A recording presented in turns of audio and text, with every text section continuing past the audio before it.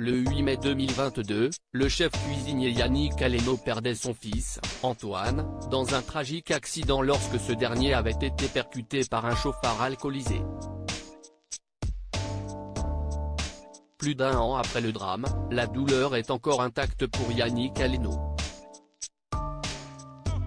Le 8 mai 2022, le chef étoilé de renommée mondiale perdait son fils Antoine tragiquement. Le jeune homme était mortellement percuté par un chauffard alcoolisé et qui circulait dans un véhicule déclaré comme volé. L'annonce de son décès avait ému de nombreux Français, mais aussi le milieu culinaire, et avait durablement marqué le chef, comme il s'en était expliqué dans Quelle époque, le 24 juin dernier, « J'ai vu des choses que je ne souhaite à personne. C'est le maître d'hôtel du restaurant qui m'a prévenu.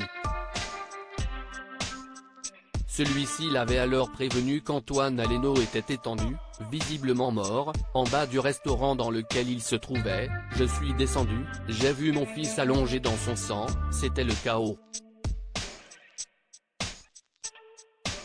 Un anniversaire posthume déchirant pour Yannick Aleno 13 mois après le drame. Sur son compte Instagram, Yannick Aleno a de nouveau pris la parole au sujet de son fils disparu afin de lui rendre hommage et lui souhaiter un anniversaire posthume. « Tu me manques mon fils, commence-t-il, que là-haut, tu fêtes ton anniversaire. Je t'aime, nous t'aimons. »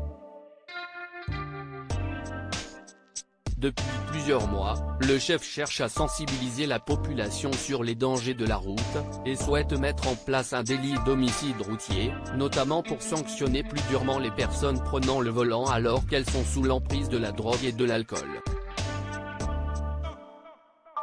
Il a pour cela créé une association au nom de son fils. 708 jeunes de moins de 24 ans ont perdu la vie sur les routes françaises en 2022, rappelle-t-elle. Il est temps d'adopter une mesure pour les protéger et protéger ceux qui restent, il est temps d'agir.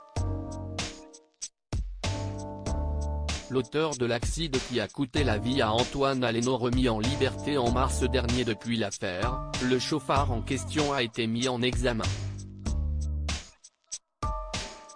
D'abord pour vol de véhicule, puisque l'Audi RTS 6 qu'il conduisait avait été volé auprès d'un voiturier d'un chic restaurant du 7e arrondissement de Paris, mais aussi pour les tests positifs à l'alcool et aux stupéfiants, et enfin, pour homicide involontaire sous l'emprise de substances prohibées.